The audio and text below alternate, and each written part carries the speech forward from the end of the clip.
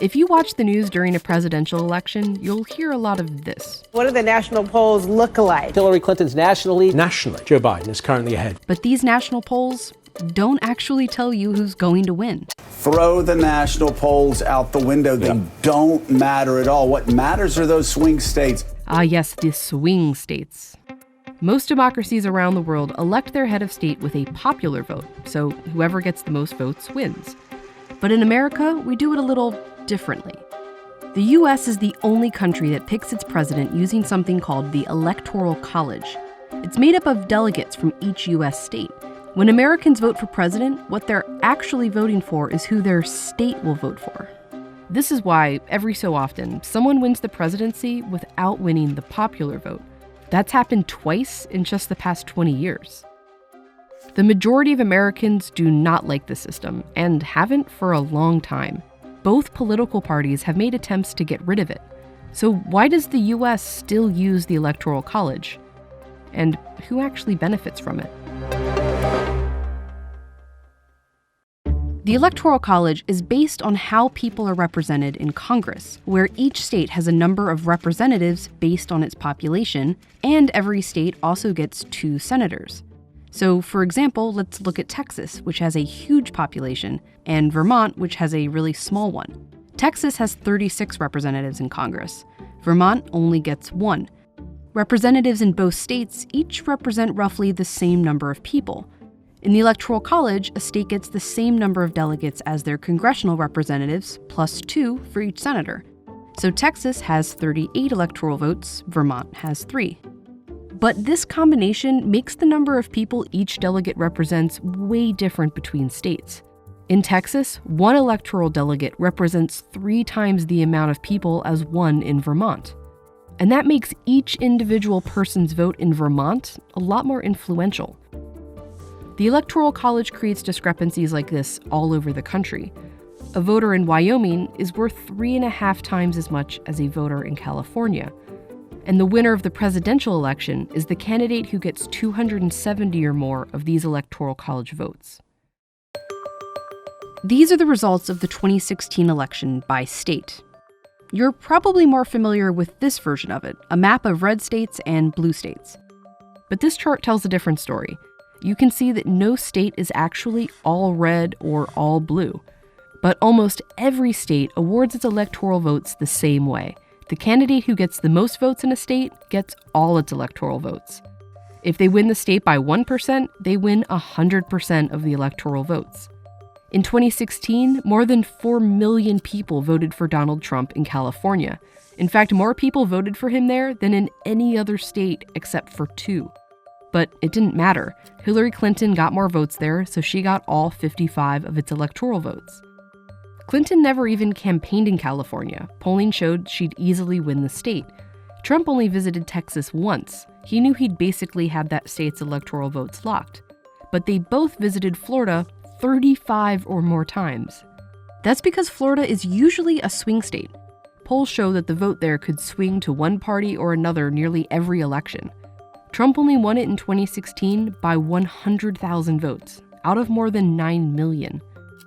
Swing states have changed over time thanks to shifting demographics and political views, and it's states like these where presidential candidates spend most of their time campaigning. It also means these states have way more influence over the election than these ones.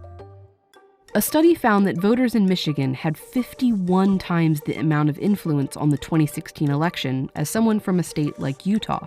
Voters in states like California or Missouri mattered very little. Swing states are where the election actually takes place. They get the attention and the influence, and they only exist because of the Electoral College. It doesn't seem very fair, but the Electoral College has always shifted power away from some people and towards others. It was how it was designed. Back when there were just a few states, not 50, they had to get all the states to agree on the Constitution. One problem. The northern states, which were largely anti-slavery, wanted only free people to count in the population towards electoral votes, which they had more of.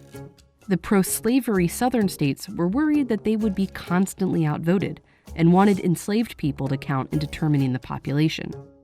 As a compromise, they settled on something called the 3/5 Clause. It established that an enslaved person would only count as 3/5 of a person. In 1800, Pennsylvania, a northern state, and Virginia, a southern one, had about the same number of free people living there. But Virginia was also home to hundreds of thousands of enslaved people who had no freedom, let alone a vote, and ended up with more votes in the Electoral College than Pennsylvania. That year, those extra electoral votes gave the candidate from Virginia just enough to win. Even after the U.S. finally abolished slavery and eventually gave Black Americans the right to vote, white Southern leaders found ways to keep them from voting, like with discriminating laws like poll taxes and acts of violence. This meant they continued to have overrepresentation in the Electoral College on behalf of a large population that couldn't vote. The first time Congress attempted to replace the Electoral College with a simple popular vote was back in 1816. But senators from southern states blocked it, saying it would be deeply injurious to them. In 1969, Congress came even closer. Replacing the Electoral College had support in both parties, and even passed the House, but it was blocked again by southern senators. A senator from Alabama wrote, "The Electoral College is one of the South's few remaining political safeguards. Let's keep it. Why change a system that historically had, and still was, benefiting white Southerners?" Today, the states that the Electoral College benefits have changed, but it's still making some voters more powerful than others. If we look at the states with a lot of electoral votes for not a lot of people, and the states with a little electoral votes for a lot of people, these states are a lot wider and less diverse than the rest of America. And many of these states are Republican strongholds. These tend to vote Democratic. That's one reason the two most recent Republican presidents have won the Electoral College without winning the popular vote. And since it's currently Democrats that are primarily disadvantaged by the Electoral College, they're the ones leading the charge to replace it with a popular vote. Get rid of the Electoral College and everybody. But as politics have changed, the people most critical of the Electoral College have too.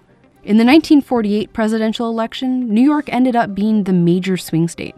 A congressman from Texas said, "I have no objection to the Negro in Harlem voting, but I do resent the fact that his vote is worth 100 times as much as the vote of a white man in Texas." Swing states change. What doesn't is that the Electoral College gives certain people more power to pick the president. And its biggest defenders have always been those who benefit the most from it.